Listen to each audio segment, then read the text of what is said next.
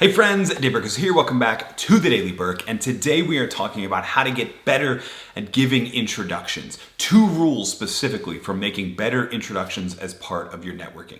Whether you are just starting out in understanding the professional network that's around you and navigating it and creating value for it, or whether you are the central node in your professional network, whether you are a seasoned networker, you have probably figured out that making introductions, for lack of a better term, finding the friends of a friend that you can connect, making those introductions is a crucial part of any networking efforts. In fact, introductions are far more effective than hitting up those networking events, the cocktail hours, the mixers, etc. But a lot of people actually damage their networking efforts when they make introductions. They make them wrong, they make them at an improper time, etc., and they can end up spending social capital needlessly and damaging the relationships that they sought to improve. So here are 2 rules that will help you make sure that you are creating positive introductions and not negative introductions. Now, rule number 1, every introduction is also a recommendation.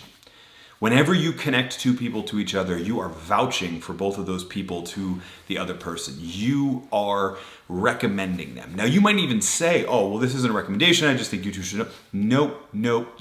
You are attaching your name and your social capital to that person that you are introducing. So make sure that this is a connection worth making. Make sure this is a connection that will create more value, more social capital for both of those people than you are spending by giving out the personal information and giving permission to these people to start contacting each other. Every introduction is also a recommendation. Now, rule number 2, double opt-in introduction. If you're not already practicing the double opt-in introduction, you really should be. You can damage a lot of relationships by just willy-nilly handing out contact information or permission to contact, because that recommendation piece, somebody else without thinking about whether or not this is a good time or whether or not they want to be connected to that person. How does a double opt-in introduction work? It's really quite simple. When you are presented with an opportunity to introduce 2 people, don't say, I'll make the introduction. Say, I'll get with person A and I'll figure out if this is a good connection for you.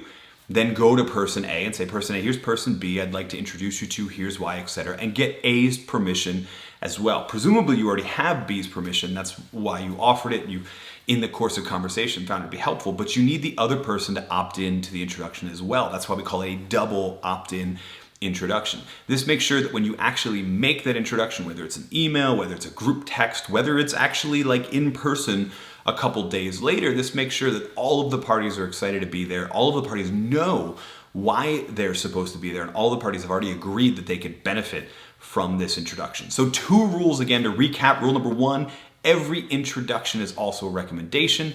Rule number 2, practice the double opt-in introduction exclusively. You may think there are situations that warrant avoiding it. You're probably wrong. Most situations call for the double opt-in introduction. Most situations in general, when it comes to introduction, they call for following these 2 rules.